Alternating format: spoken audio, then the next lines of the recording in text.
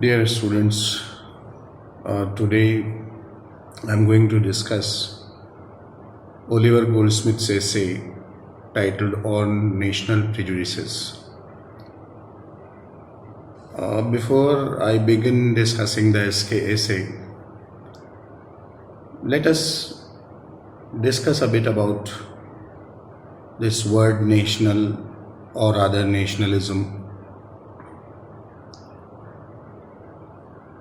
All of us are aware that these words are very much in the discourse today.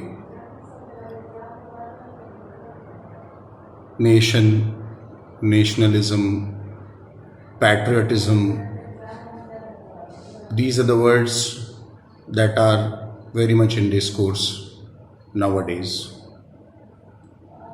A lot of controversy is also associated with these words. People are also in the habit of problematizing these words nowadays. Before we start discussing the essay by Goldsmith, let us ponder a bit about nationalism. Why nationalism? What do we mean by nationalism? Of course, I'm not going to answer these questions. I'm just raising these questions in front of you. And I hope that you will surely think about these questions, these issues, that why this nationalism is important for us. What do we mean by this term, by this word nationalism?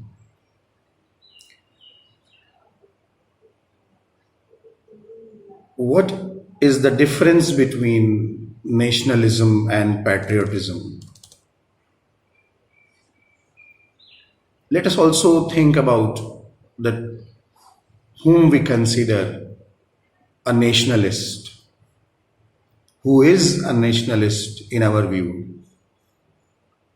Who is a patriot? And is there any difference between being a nationalist and being a patriot? Friends, as I said earlier, these words, nationalism, patriotism, they are much talked about terms in modern discourse. They are frequently believed to be having same meaning. But the fact of the matter is that there is actually a big difference between these two words. Let us talk about patriotism first. Patriotism has been seen as an attachment to the homeland. It is basically about the love and adoration for the place where we are born and where we are brought up. This attachment, this love, this patriotism for the place is ethnic, it can be cultural, it can be political, it can be historical, so it may have a lot of dimensions. Patriotism is actually being proud of the virtues of your country. But when we are proud of the virtues of our country, we are also eager to know its deficiencies. We are also eager to work towards the betterment of those deficiencies. And patriotism is having, or it has a positive connotation. Patriotism, or rather you can say my patriotism or your patriotism, is actually that which acknowledges the patriotism of other citizens also for their country. My patriotism and your patriotism also acknowledges the respect of the other citizens towards their countries. It also acknowledges the virtues of the citizens of other countries. Now, coming to nationalism, first of all, it is an ideology. It is based on the premise that an individual's loyalty and devotion to one's country should come above the interest and opinions of other citizens. I'm repeating it again, that nationalism is basically an ideology. It is an ideology which is based on the premise that an individual's loyalty and devotion to one's country should come above the interest and opinion of other citizens and the interest of the certain other group of citizens.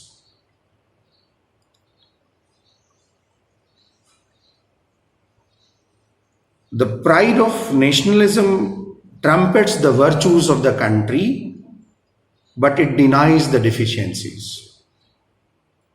So look, this is the difference. The pride of nationalism trumpets the virtues of a country, but it denies to accept the deficiencies of the country. Nationalism is contemptuous towards the virtues of other countries. And it wants itself to be, and it proclaims itself as the greatest.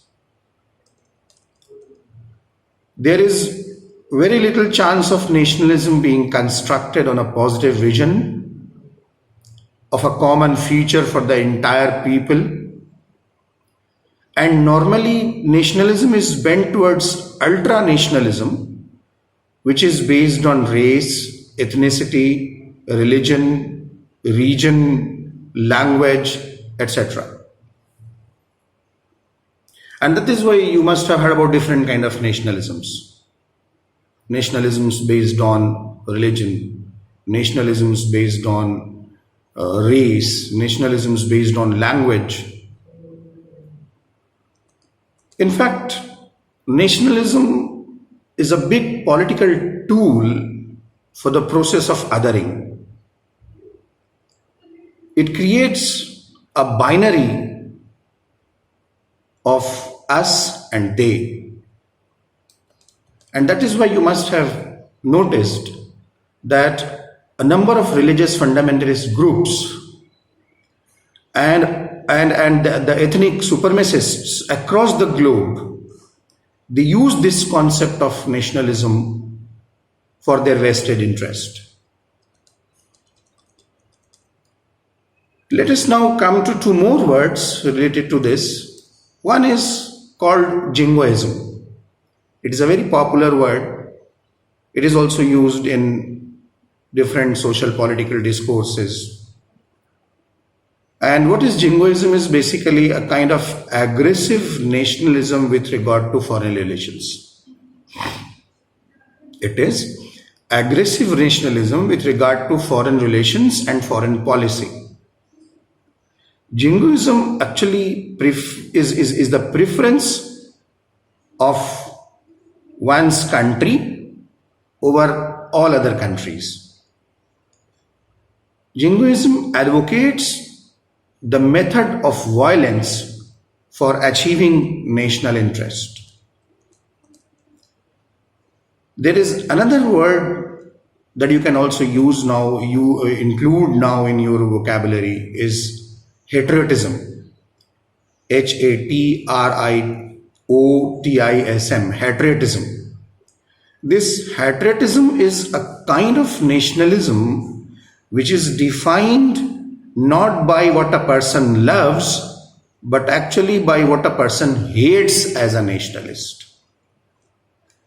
Now, to conclude all this debate about nationalism and patriotism, I'm giving you two examples of two world leaders. One can be seen as a patriot and the other can be seen as a nationalist.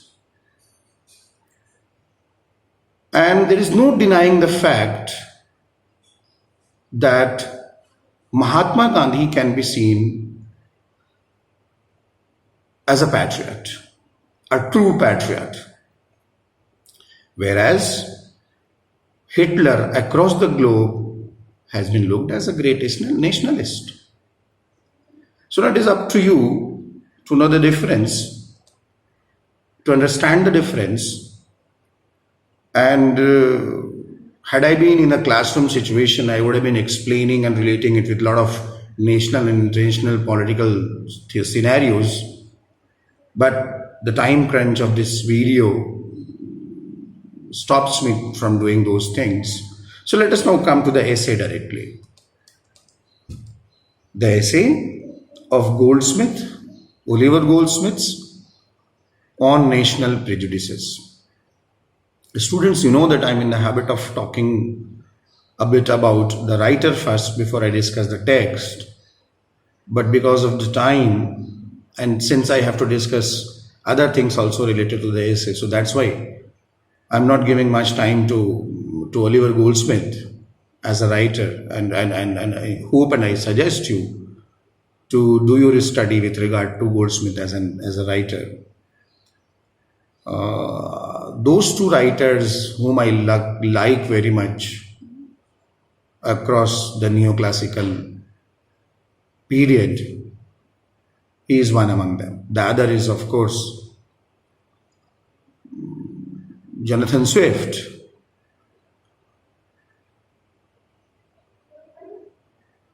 Coming to the essay,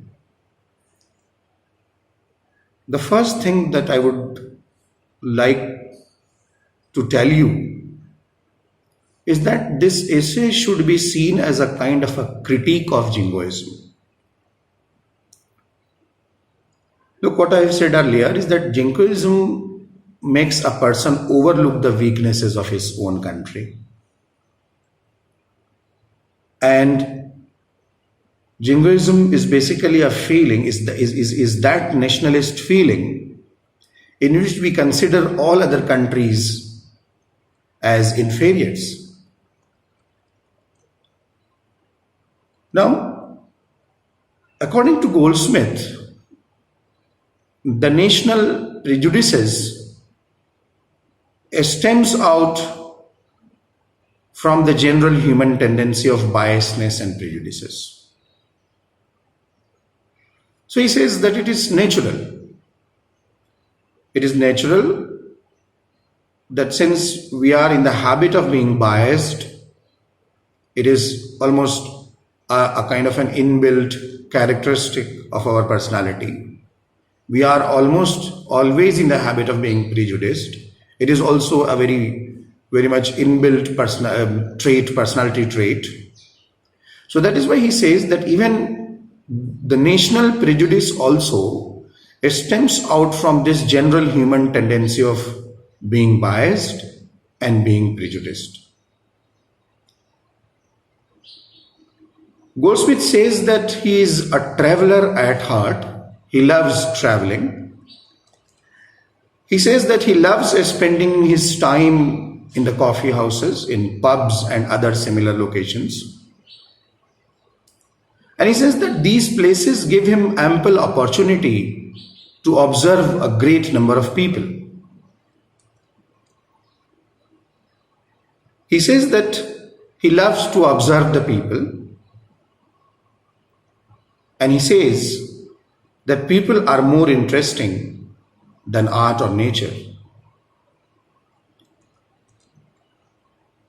Coming to the main point of his essay, he says that once I met a few Englishmen and they were talking about the supremacy of the English people over the other European nations.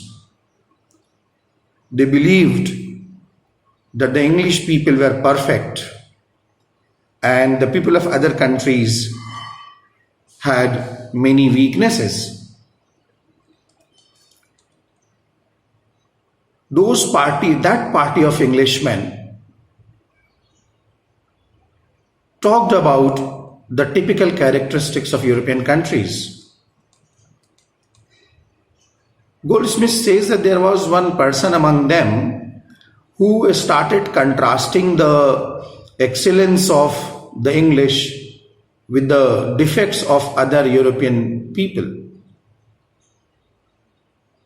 The writer becomes ironic here. He says that I considered it a learned and judicious remark.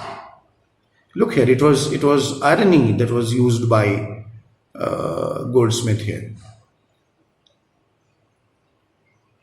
Those Englishmen asked Goldsmith also and invited him to be a part of that discussion. Very reluctantly, he became the part of that discussion. And he says that it is incorrect to say that Englishmen were superior because in many ways the Dutch, the French, the Germans, the Spanish are also better. So it is quite possible that in many ways the British can be better, but it is also possible that in many other ways the Dutch people, the French, the Germans, the Spanish were also better. Goldsmith says, to the astonishment of those Englishmen, he says that only a tour of Europe would enable to judge the manners of other people. And it is possible that one can find positive traits among the people of other European nations. And it is also possible that one can find some negative traits in Englishmen.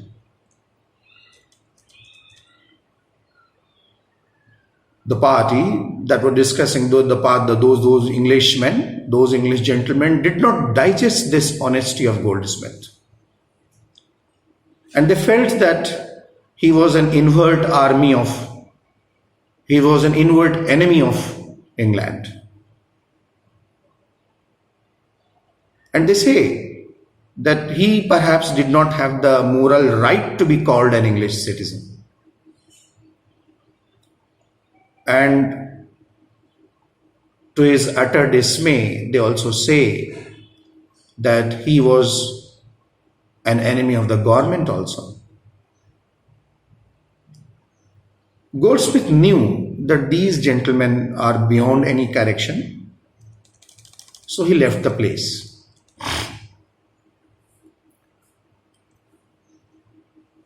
After this incident, after the narration of this anecdote, he comes to the second part, the final part of the essay. He uses an allusive reference to the famous Grecian philosopher Socrates, who used to call himself a citizen of the world. Using this allusion of Socrates, when he was asked about his nationality, when he was asked about his country, he says that I would rather prefer to be called as a citizen of the world. Using this reference, Goldsmith says that nowadays people identify themselves with the local instead of the universal, instead of the global. What Goldsmith is actually talking about is that cosmopolitan view in which we are supposed to look ourselves as a global citizen, as a world citizen. Goldsmith says that people do not think in terms of humanity, and they divide themselves according to their region, according to their countries. He says that there are only a very few people who primarily think about themselves being a part of, being a member of humanity at large. The writer says that The prejudices of those who are not learned enough can be ignored. It's possible that there are people who are not so learned, or there are people who are not so experienced, there are people who are not so educated. So the prejudices of these not so learned, not experienced people, the prejudices of those uneducated people can be ignored, because those uneducated people do not get the chance to correct their opinion, because they didn't have the chance of, or they do not have the chance of reading, wider reading. They do not have the chance of traveling. They do not have the chance of conversing with the outsiders, with the foreigners. So if these uneducated, unlearned or inexperienced people are prejudiced about a nation or a country, it can be ignored. But he says that even educated people are not free from prejudices. And he expresses his opinion that prejudices flourish among the learned ones also. Goldsmith opines that a true gentleman must be without any prejudice, whether it is national prejudice or any other thing, prejudice based on any other thing. So whether it is national or otherwise, a true gentleman must be without any, a true gentleman must be without any prejudice. The writer pleads that we should not have any kind of preconceptions. He says that social status and money cannot make a person a gentleman. Social status and money cannot make a person a gentleman. Once somebody is prejudiced, it is very difficult for him to get rid of this. And he says that an exemption from prejudice is the characteristic mark of a gentleman. And at this point,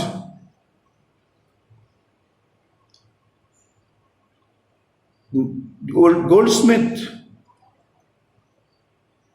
delivers the gist of his essay, that one can love one's nation, one can love one's country without falling into any kind of national prejudices. Rejecting the jingoistic view, Goldsmith says that people who do not have any merit, listen to this very carefully. He says that people who do not have any merit talk about the greatness of their country. They do so only to hide their weaknesses. Means those who are not having any good characteristic of their own, they actually talk about the greatness of their country. Those who do not have the merit of their own, they actually talk about the greatness of their country. And why they do so according to Goldsmith? They do so to hide their own weakness. Such people, according to Goldsmith, are like slender vines that cannot stand alone and that needs the support of a strong oak tree. I mean, he is talking a very interesting thing. He says that such people who talk about the greatness of their nation are basically those who themselves have no merit. And they actually want to hide their own weakness when they talk about the greatness of their own country. And Goldsmith compares these people with slender vine, V-I-N-E. And he says that such people are like slender vine. They cannot stand alone and they need the support of a strong oak tree.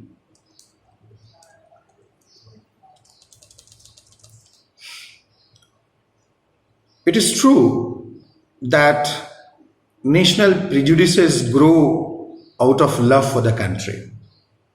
There's no denying the fact that when we are biased about other countries, when we are prejudiced about other countries, and when we talk and prefer our own country,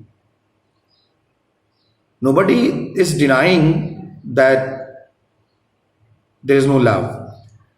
Of course, national prejudices grow out of love for the country.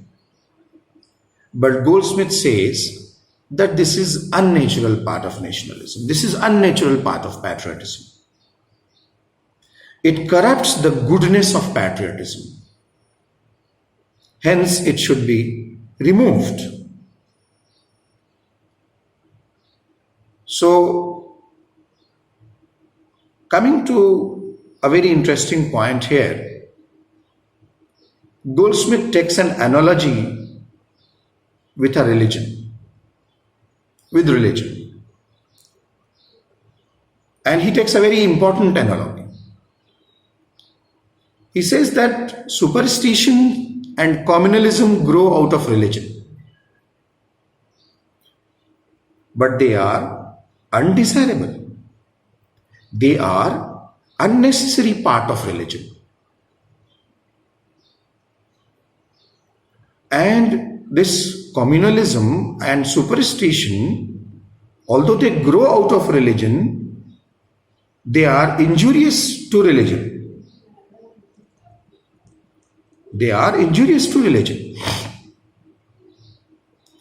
And then comes a very famous sentence by Goldsmith. He says that religion is a heavenly plant, whereas superstition and communalism are bastard sprouts. Now, at this point, I would like to take some of your time. You must be recalling a few of my classes in which I've been talking about all this time and again.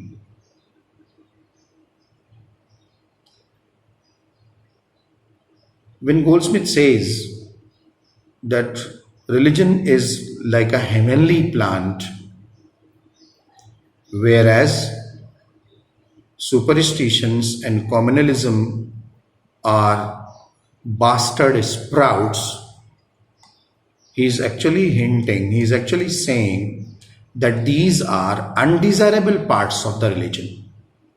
These are unnecessary parts of religion. And instead of giving any benefit to religion, this communalism or superstition actually harms the religion. It is injurious to religion. Friends, I would like to add one more thing here. Why only communalism or superstition? Any kind of ism that we associate with religion, for example, Puritanism, for example, radicalism, for example, fanaticism, all these things, superstition, communalism, fanaticism, radicalism, Puritanism, all these things are basically bastard sprouts of religion. Religion in itself is a very heavenly thing. It is very pure. It is beneficial for mankind. But these bastard sprouts in the form of superstition and communalism, fanaticism and radicalism, Puritanism, etc., these are actually damaging the people a lot. Similarly, Goldsmith says that although national prejudices grow out of the love for country, but they are the unnatural part of patriotism. It corrupts the goodness of patriotism. Hence, it should be removed. As superstition has to be removed, as communalism has to be removed, as any radical attempt in religion has to be removed, as any fanatic attempt in religion has to be removed. Similarly, a biased nationalism, a prejudiced nationalism has to be removed.